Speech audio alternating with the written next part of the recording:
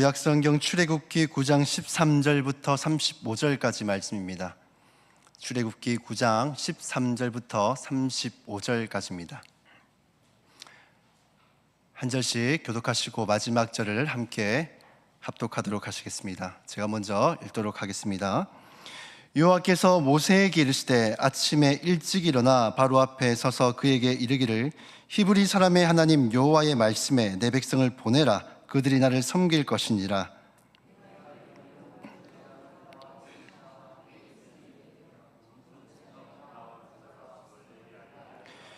내가 손을 펴서 돌림병으로 너와 내 백성을 쳤더라면 내가 세상에서 끊어졌을 것이나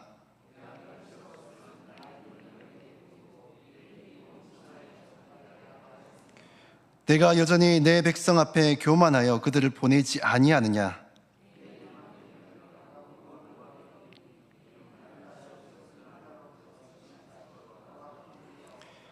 이제 사람을 보내어 내 가축과 내 들에 있는 것을 다 모으라. 사람이나 짐승이나 무릇 들에 있어서 집에 돌아오지 않는 것들에게는 우박이 그 위에 내리니 그것들이 죽으리라 하셨다 하시니라.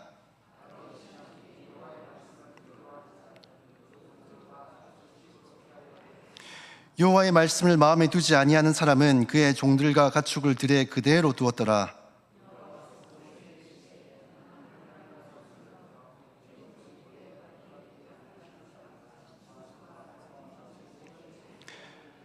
모세가 하늘을 향하여 지팡이를 들매 여호와께서 우레소리와 우박을 보내시고 불을 내려 땅에 달리게 하시니라. 여호와께서 우박을 애굽 땅에 내리시매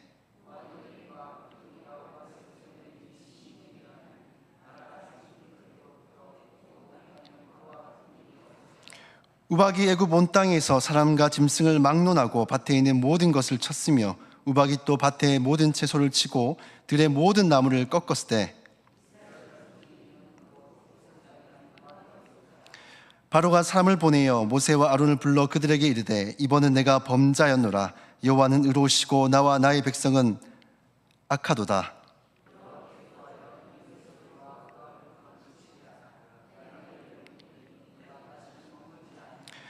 모세가 그에게 이르되 내가 성에서 나가서 곧 내 손을 여호와를 향하여 펴리니 그리하면 우레소리가 그치고 우박이 다시 있지 아니할지라. 세상이 여호와께 속한 줄을 왕이 알리이다.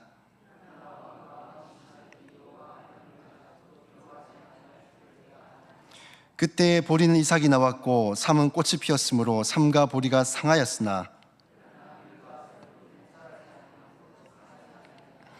모세가 바로를 떠나 성에서 나가 여호와를 향하여 손을 펴매 우레소리와 우박이 그치고 비가 땅에 내리지 아니하니라.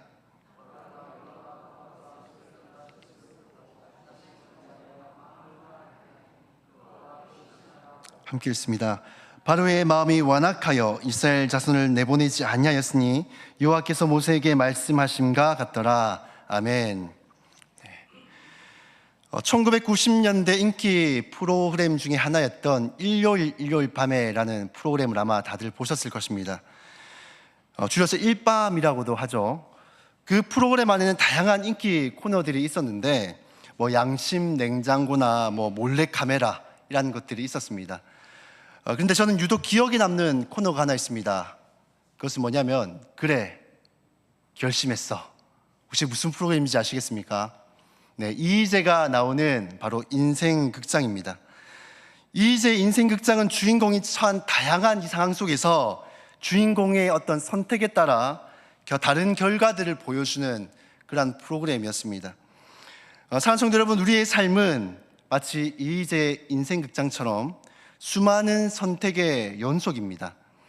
작은 일에서부터 중요한 결정에 이르기까지 우리는 끊임없이 어떤 길을 갈 것인가를 고민하고 선택을 해야 합니다. 그리고 선택을 하고 나면 그 선택에 따른 결과들을 좋든 나쁘든 그것을 맞이하게 됩니다. 오늘 성경 말씀 속에서도 중요한 선택의 기로에 서 있는 한 인물이 등장합니다. 바로 애굽의 왕인 바로입니다. 바로는 하나님의 말씀에 대적을 할 것인가 순종할 것인가를 선택해야 되는 중요한 기로에 놓여져 있습니다. 오늘 수요 기도에는 바로의 선택과 또 그로 인한 결과를 보면서 우리가 하나님 앞에서 해야 될 선택은 무엇이고 또 하지 말아야 될 선택은 무엇인지를 한번 말씀을 나눠보고자 합니다. 첫 번째로 우리가 하나님 앞에 하지 말아야 될 선택에 대해서 먼저 나눠보고자 합니다.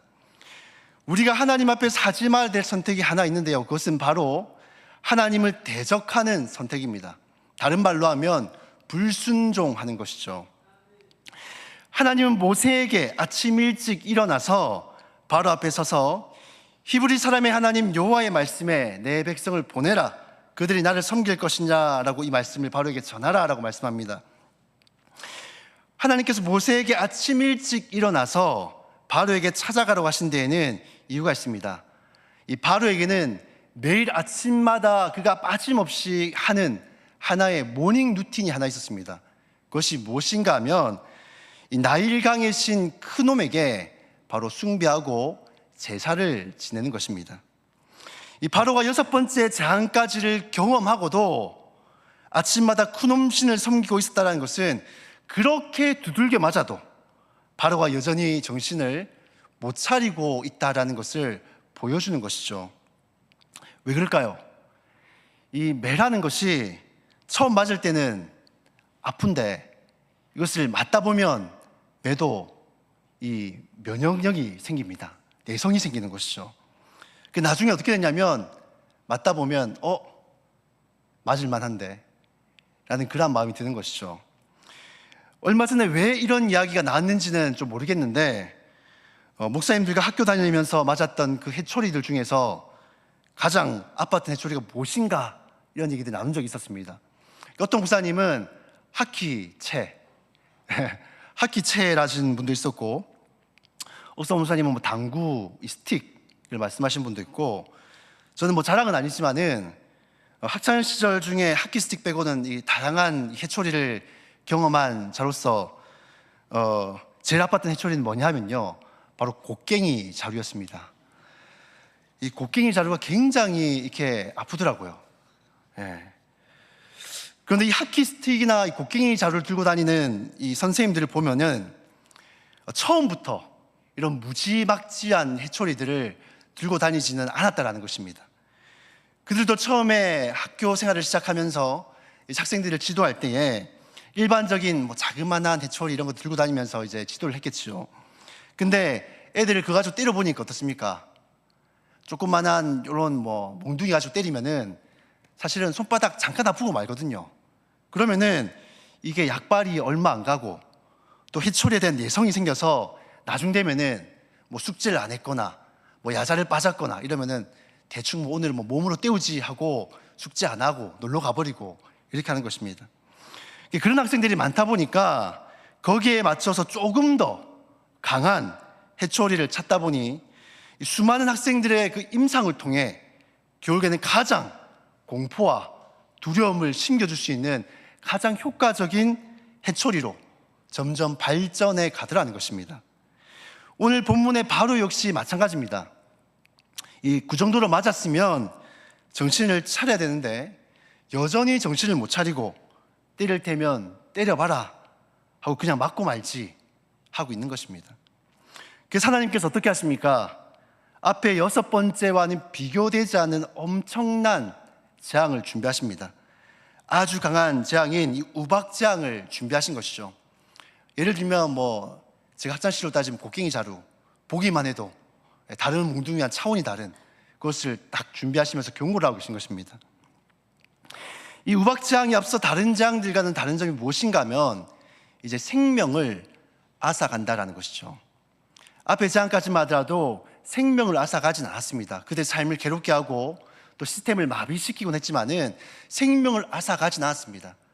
하지만 우박재앙부터는 이제 생명을 앗아갈 것을 말씀하고 있습니다. 죄의 깊이가 더 깊어지면 깊어질수록, 죄의 무게가 더 무거워지면 무거워질수록 하나님의 심판도 더 깊어지고 더 무거워진다는 것을 바로 7번째 재앙을 통해서 우리가 알 수 있는 것입니다. 사랑하는 성도 여러분, 바로처럼 이 하나님의 말씀 앞에 불순종함으로 하나님을 대적하는 자리, 그러한 자리에 서지 마시기를 바랍니다. 왜냐하면 하나님을 대적해서 우리가 이길 수도 없을 뿐더러 결국엔 돌아오는 것은 무엇입니까? 버티면 버틸수록 대적하면 대적할수록 거기에 맞는 더 깊은 심판과 징계가 우리를 기다리고 있기 때문입니다. 하나님은 모세를 통해서 바로에게 우박장의 심각성에 대해서 경고하신 이후에 하루 동안을 고민할 수 있는 충분한 시간들을 주십니다. 하루 동안 깊이 숙고했던 이 바로가 선택한 것이 무엇이었을까요? 그것은 바로 하나님의 말씀에 불순종하며 하나님을 대적하는 선택을 한 것입니다. 결국에는 18절과 24절을 보시면은 애굽이 공국된 이래 단 한 번도 보지 못했던 우박과 불덩이가 내려서 들에 있던 사람이며 짐승이며 식물이며 할 것 없이 모든 죽음에 이르는 심판이 이 애굽 전역에 내리게 되어진 것입니다. 사랑하는 성도 여러분, 우리가 하나님 앞에서 대적하는 시간이 길어지면 길어질수록 제 이 무게가 깊어지면 깊어질수록 우리를 향한 하나님의 심판 또한 더 깊어지고 무거워지고 중해진다는 것을 아시고 이 하나님을 대적하는 선택이 아니라 불순종하는 그 자리를 선택하는 것이 아니라 순종의 길을 선택하고 그 길을 가시는 저 여러분이 다 되시기를 주님의 이름으로 축복합니다. 두 번째로 우리가 살면서 꼭 해야 되는 선택이 있습니다. 그것은 무엇인가 하면 바로 하나님의 뜻을 따르는 것, 순종하는 것을 우리는 선택해야 한다는 것입니다. 우리가 왜 순종을 해야 하는가 하면요, 순종할 때에 하나님의 특별한 은혜가 그 순종하는 자들 가운데 임하기 때문입니다. 은혜라는 것이 무엇입니까? 대가 없는 선물을 은혜라고 합니다. 선물이라는 것은 우리가 잘 알고 있듯이 어떤 것입니까? 우리가 세상을 살아가면서 받는 선물은 give and take입니다. 내가 줘야지만 상대방도 주는 것이죠. 상대방이 줘야지만 나도 주는 것입니다. 그러니까 어떤 조건이 갖춰야지만 주는 것이 바로 이 선물인데, 하나님이 우리에게 주신 은혜라는 선물은 우리가 어떤 자격 조건을 갖추어서 주는 것도 아니고요, 어떤 대가를 지불해서가 아니라 그저 우리에게 값없이 주시는 선물인 것입니다. 우리 19절부터 21절 말씀을 같이 한번 더 읽어보도록 하시겠습니다. 19절부터 21절까지 함께 읽겠습니다. 이제 사람을 보내어 내 가축과 내 들에 있는 것을 다 모으라. 사람이나 짐승이나 무릇 들에 있어서 집에 돌아오지 않는 것들에게는 우박이 그 위에 내리리니 그것들이 죽으리라 하셨다 하시니라. 바로의 신하 중에 여호와의 말씀을 두려워하는 자들은 그 종들과 가축을 집으로 피하여 들였으나 여호와의 말씀을 마음에 두지 아니하는 사람은 그의 종들과 가축을 들에 그대로 두었더라. 이 하나님은 7번째 재앙인 이 우박재앙에 대해서 말씀을 하시면서 동시에 다른 재앙과는 달리 미리 피할 수 있는 그 길을 열어주십니다. 그래서 재앙이 내리기 전에 들에 나가 있는 사람이며 짐승이며 다 모아 집으로 피신하여 재앙을 피하라 라고 미리 말씀하십니다. 결국 하나님의 말씀에 순종하여서 집으로 피신한 사람들은 재앙을 피하고 구원받는 그 은혜를 누리게 되어졌습니다. 반대로 하나님의 말씀에 불순종하여 들에 나가 있던 사람들 어떻게 됐습니까? 사람들은 짐승이며 사람이며 할 것 없이 불순종한 그들의 죄로 말미암아 죄의 대가는 사망이죠. 모두가 다 사망에 이르게 되어진 것입니다. 사랑하는 성도 여러분, 구원받은 사람들이 평소 이 심판받은 사람들보다 더 의로워서 그들이 구원을 받은 것일까요? 그들이 더 착한 일을 많이 하고 덕을 쌓아서 구원을 받은 것일까요? 그렇지 않습니다. 그들 역시도 죽어 마땅한 죄인에 불과했습니다. 하지만 그럼에도 불구하고 하나님이 피하라고 했던 그곳에 그저 그들은 순종하여서 피하였기 때문에 이 구원의 은혜를 누리게 되어진 것입니다. 우리 역시도 마찬가지입니다. 이곳에 있는 우리 역시도 구원받을 만한 어떤 조건을 갖추었기 때문에 구원을 받은 것입니까? 그렇지 않죠. 예수 그리스도 안에 피하면 구원받는다는 그 말에 우리가 순종하여서 예수님께로 피하였기 때문에 우리가 구원을 받게 되어진 것입니다. 요나서에 나오는 니느웨 같은 경우도 보십시오. 이 니느웨는 유대인들에게선 철천지 원수입니다. 진짜 꼴도 보기 싫을 정도로, 겸상하기 싫을 정도로 죽어 마땅하다 생각했던 사람들이 니느웨였는데, 이 니느웨에게 요나가 말씀을 전했을 때 이들이 어떻게 됐습니까?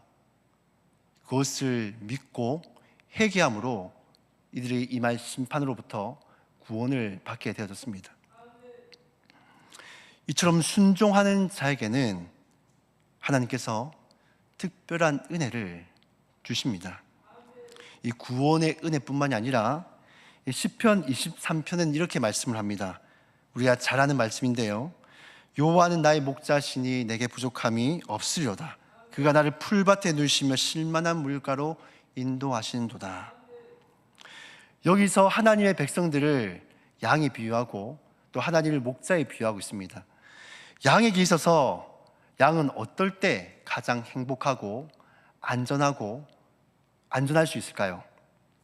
바로 목자의 음성을 듣고 순종할 때 가장 안전할 수가 있습니다. 뿐만 아니라 순종할 때에 풀밭을 가고 푸른 풀을 먹고 또 쉴만한 물가에서 쉼과 안식과 또 물을 마음껏 마시며 갈증을 해소할 수가 있는 것이죠. 근데 반해서 이 양은 눈이 나쁘고 또 털이 막 꼬불꼬불하기 때문에 자주 덤풀이나 어디에 걸려 넘어지기도 하고 자주 다치기도 합니다. 근데 양이 만약에 목자의 음성을 듣지 않고 다른 길로 가게 되면 어떻게 될까요? 바로 늑대나 곰에게 물려가서 죽게 되는 것이죠. 그처럼 양은 목자의 음성을 듣고 순종하며 나아갈 때에 우리에게 주어진 그 수많은 은혜들을 누릴 수가 있게 되어지는 것입니다.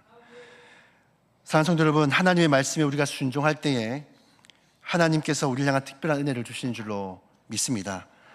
자, 그렇다면 어떻게 우리가 순종을 할 수 있을까요? 그냥 이제부터 순종해야지라고 마음만 먹으면 순종을 할 수 있는 것일까요?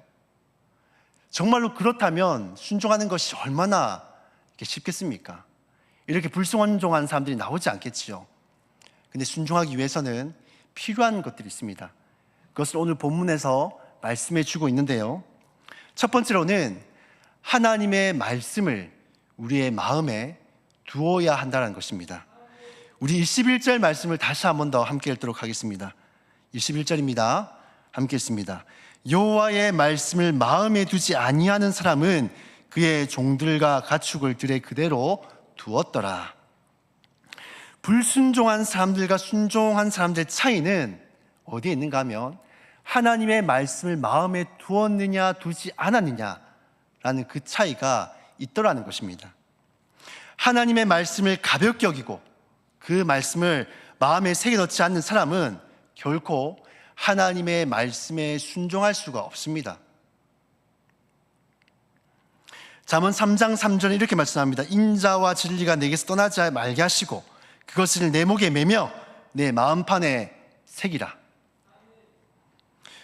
우리는 하나님 앞에 이 공적인 예배의 자리에서 말씀을 들을 때에 그 말씀을요 한 귀로 듣고 한 귀로 흘려버려서는 안 됩니다. 또 네 개만 달콤한 말씀만 듣고 듣기 고북한 말씀은 흘려버려서는 안 됩니다. 또 개인적으로 성경을 보실 때에도 그 말씀들을 그냥 아무 생각 없이 읽는 것이 아니라 그 말씀 한 절 한 절을 내 마음판에 새긴다는 생각으로 집중해서 말씀을 봐야 되고 또 그 말씀을 붙들며 살아가야 됩니다. 그러할 때 우리가 하나님의 그 말씀을 새겨놓은 그 말씀들을 순종할 수가 있게 되더라는 것입니다. 두 번째로 하나님의 말씀을 어떻게 순종을 해야 하는가 하면은 두려워하는 마음이 있어야 한다는 것입니다. 하나님의 말씀에 대한 두려움이 우리 가운데 있어야 한다는 것이죠. 우리 20절 말씀을 한번 같이 읽도록 하겠습니다. 20절 말씀 함께 읽습니다. 바로의 신하 중에 여호와의 말씀을 두려워하는 자들은 그 종들과 가축을 집으로 피하여 들였으나. 20절 말씀해 보시면 심판을 피한 사람들에 대해서 말씀하기를 하나님의 말씀을 두려워했다라고 말씀합니다. 이 두려움이라는 것은 단순히 말씀에 대해서 두려웠을까요? 그냥 말씀만 보다 보면은 그 말씀의 문장들이 내게 두려움을 주나요? 그러지 않죠. 이 말씀이 두려운 이유가 무엇입니까? 이 말씀을 하시는 분이 누구신지 우리가 알기 때문에 그 말씀하시는 분을 두려워하는 것이죠. 하나님은 앞서 6가지 재앙을 통해서 하나님이 누구신지를 애굽 땅 가운데 명확하게 보여주셨습니다. 애굽인들은 그 재앙을 통해서 하나님이 누구인지를 알았기 때문에 하나님의 말씀에 대한 두려워함을 가지고 말씀에 순종할 수가 있었다는 것입니다. 사랑하는 성도 여러분, 우리는 하나님의 말씀에 대해서 또 하나님에 대해서 너무 편하게 안일하게 생각하는 경향이 있습니다. 그래서 말씀에 불순종해도 죄를 지어도 그저 그냥 하나님께서 자비롭게 용서해 주시고 넘어가 주시는 분으로 생각하는 경향이 우리 가운데 있습니다. 그런데 애굽인들이 직접 경험했던 하나님은 말씀에 불순종하여서 죄를 짓는 자들에 대해서 심판하시는 그 하나님, 죄를 엄히 다루시는 그 하나님, 그 하나님을 애굽인들은 몸소 직접 경험했다라는 것입니다. 사랑하는 성도 여러분, 하나님의 말씀에 불순종한 사람들은 어찌 보면 이 애굽인들보다도 하나님을 더 모르고 있는지도 모르겠습니다. 우리 하나님은 죄를 미워하시고 죄로부터 돌이키지 않을 때는 그 죄에 대해서 심판하시는 분이십니다. 믿으십니까? 그것은 오늘날 우리에게도 동일하게 적용되는 말씀입니다. 그러므로 우리는 하나님이 누구신지 안다면요, 하나님의 말씀 앞에 두려움을 갖고 살아가야 됩니다. 그래야 할 때 그 말씀 앞에 우리가 순종할 수 있게 되어진다는 것이죠. 세 번째로 이 순종은 입으로 하는 것이 아니라 행함으로 하는 것이다라는 것입니다. 27절부터 28절 말씀을 다시 한번 함께 읽도록 하겠습니다. 함께 읽습니다. 바로가 사람을 보내어 모세와 아론을 불러 그들에게 이르되 이번은 내가 범자였노라. 여호와는 의로우시고 나와 나의 백성은 악하도다. 여호와께 구하여 이 우레소리와 우박을 그만 그치게 하라. 내가 너희를 보내리니 너희가 다시는 머물지 아니하리라. 애굽 전역에 내리는 엄청난 재앙을 보면서 27절을 보시면 바로는 즉시로 사람을 보내어서 모세와 아론을 청합니다. 그리고는 이제 이스라엘 백성들을 이제 보낼 테니까 제발 이 재앙이 그치게 해달라라고 말합니다. 다른 말로 하면 이제 순종하겠다는 것이죠. 더 이상 내가 불순종하지 않고 대적하지 않고 하나님 말씀 앞에 굴복하고 순종하겠다라고 지금 고백하고 있는 것입니다. 그런데 이 재앙이 그치니까 어떻게 합니까? 34절부터 35절 말씀을 보시면은 다시금 바로의 마음이 완악해져서 범죄하니 그와 그의 신하들이 꼭 같더라 라고 말씀합니다. 하나님 말씀 앞에 순종할 것처럼 입으로는 그렇게 이미 고백하고 말해놓고는 실제로는 행동으로는 움직이지 않는 것이죠. 여러분, 이게 순종입니까? 아니죠. 순종은 행동하는 것을 가지고 순종이라 그러지, 입으로 그저 떠든다고 고백한다고 선언한다고 그것을 우리는 순종이라고 하지 않습니다. 오히려 하나님 앞에서 이것은 기망하는 것이죠. 속이는 것이죠. 진짜 순종은 바로 누가복음 19장에 나오는 삭개오와 같은 그러한 행함으로 보여지는 것이 바로 진정한 순종입니다. 세리장이었던 삭개오를 보시면은 그는 평생에 로마의 편에 서서 자기의 같은 민족이었던 그 유대인들을 고요를 치어 짜내서 세금을 걷어 이것을 로마에게 주고 또 자기가 부유하게 하는데 이것을 평생을 사용해 왔습니다. 그런 사람이 예수님을 만난 후에 어떻게 고백합니까? 그는 예수님께 자신의 소유를 절반을 가난한 자에게 나눠주고 누구에게 속여 빼앗은 것이 있으면 이것을 4배나 변상하겠다라고 합니다. 그리고 어떻게 했습니까? 즉시로 이것을 행했습니다. 순종은 바로처럼 입으로 하는 것이 아니라 이 삭개오처럼 행동으로 하는 것입니다. 사랑하는 성도 여러분, 저와 여러분이 입으로만 하는 순종이 아니라 정말로 우리의 그 삶으로, 행함으로 그러한 순종을 하는 그러한 성도들이 다 되시기를 주님의 이름으로 축복합니다. 말씀을 정리하겠습니다.